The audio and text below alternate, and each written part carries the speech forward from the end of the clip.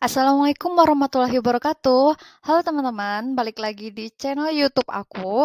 Dan kali ini, di video kali ini aku mau ngejelasin tentang present continuous tense. Nah, tapi sebelum aku membahas ini, aku mau ngingetin lagi ke teman-teman untuk jangan lupa like dan subscribe YouTube channel ini. Dan juga kalian bisa share video ini ke keluarga atau ke teman-teman kalian. Oke, langsung aja kita ke pembahasannya. Nah, jadi sebelum kita masuk ke rumus present continuous tense, kita harus tahu dulu present continuous tense ini digunakan pada situasi seperti apa. Jadi, present continuous tense ini digunakan untuk menjelaskan atau menceritakan suatu tindakan atau kejadian yang sebelumnya sudah terjadi dan masih terjadi sampai saat ini, masih berlangsung pada saat eh, pada saat orang tersebut berbicara. Kayak gitu. Misalnya, contoh, kalau ada orang nanya, "Kamu lagi ngapain?" Kayak gitu. Terus kita mau jawab, eee, "Aku lagi baca buku." Kayak gitu. Nanti berarti kalau dalam bahasa Inggris, "What are you doing?" Nanti ada yang jawab ya nanti jawabnya, "I'm reading a book." Kayak gitu. Terus contoh lain lagi misalnya kayak, ada orang nyuruh kamu cepet-cepet kayak gitu. Cepetan buruan nanti telat kayak gitu. Nanti telat gitu. Terus kamu bilang, bentar nah aku tuh mau makan, masih makan ini gitu. Terus kamu tinggal bilang, give me a second, I'm still eating kayak gitu. Jadi bisa diartikan kalau present continuous ini eh, ketika bisa diartikan kalau di bahasa Indonesia tuh seperti kita bilang, aku lagi begini loh, aku lagi ngerjain ini kayak gitu. Nah, langsung kita masuk ke rumus present continuous tense. Nah, seperti tenses-tenses pada umumnya, jadi setiap tenses itu selalu ada rumus kalimat positif, ada rumus kalimat negatif, dan kalimat pertanyaan.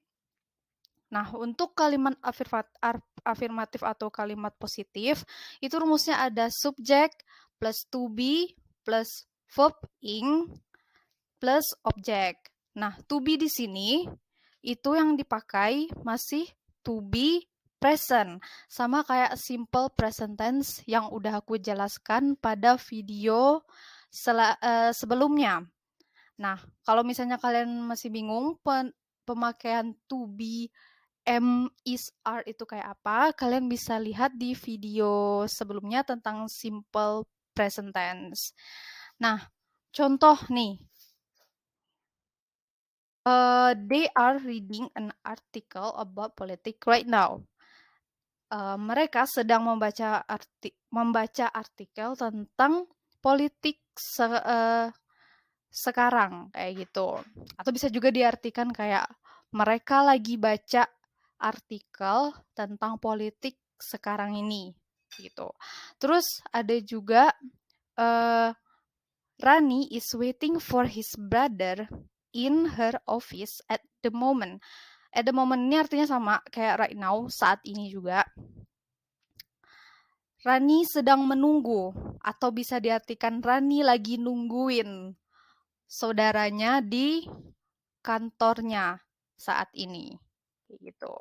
Terus kita masuk ke rumus kalimat negatif. Kalau rumus kalimat negatif ini hanya penambahan kata not aja.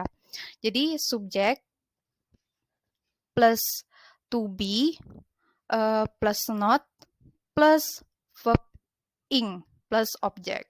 Nah, kita contohnya masih dengan contoh yang tadi, cuman penambahan kata not.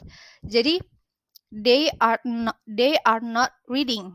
Mereka nggak lagi baca artikel tentang politik sekarang.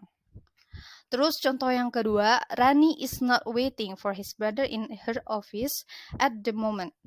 Jadi Rani nggak lagi nungguin saudaranya di kantornya sekarang atau saat ini. Terus langsung selanjutnya kalimat tanya atau interrogatif. Kalau interrogatif itu rumusnya kalau yang sebelum-sebelumnya kan selalu subjek di depan baru to be. Begitu juga dengan kalimat negatif. Tapi kalau interrogatif ini berbeda sedikit posisi subjek dan to be-nya dibalik. Jadi to be dulu, baru subjek, baru verb ing, baru objek. Nah, contoh kayak, are they reading an article about politics right now? Uh, apakah mereka sedang membaca artikel tentang politik saat ini? Atau bisa juga diartikan, uh, apakah mereka lagi baca artikel tentang politik sekarang? Kayak gitu. Atau, is Rani waiting for his father in her office at the moment? Nah, bisa diartikan kayak, apakah Rani sedang menunggu saudaranya di kantornya sekarang? Atau dia bisa diartikan, apakah Rani lagi nungguin saudaranya di kantornya sekarang? Kayak gitu. Nah, ini ada kata kunci. Kata kunci ini untuk memudahkan kalian mengingat susunan rumusnya. Kalau misalnya kalian nanti mau membuat susunan kalimat dalam dalam present continuous tense. Jadi kalau yang perlu diingat sebenarnya bagian depannya aja, yaitu posisi subjek dengan to be. Lalu verbnya tuh harus selalu ditambah ing kayak gitu. Nah, kalau di kalimat positif, subjek, to be, verb ing. Selanjutnya itu terserah apa tambahannya. Yang penting itu 3 itu. Nah, terus untuk kalimat negatif, ya tinggal subjek, terus to be, baru not. Not ini harus setelah to be. Jangan kebalik, oke? Okay? Terus plus verb ing. Nah, terus untuk kalimat tanya, itu tuh to be, to be lalu subjek. Jadi kebalikan dari dua bentuk kalimat sebelumnya. To be dulu baru subjek, baru verb ing. Baru setelah itu kalimat pelengkapnya, lalu tanda tanya. Oke, kayak gitu. Oke, terima kasih teman-teman. Sekian dulu video aku kali ini tentang present continuous tense. Aku harap mudah-mudahan teman-teman bisa memahami. Dan aku ingatkan lagi untuk please like dan subscribe YouTube channel ini. Dan juga share video ini ke keluarga dan ke teman-teman kalian. Jadi insya Allah bisa lebih memberi banyak manfaat. Dan kita bisa sama-sama belajar kayak gitu. Oke, sekian. Wassalamualaikum warahmatullahi wabarakatuh.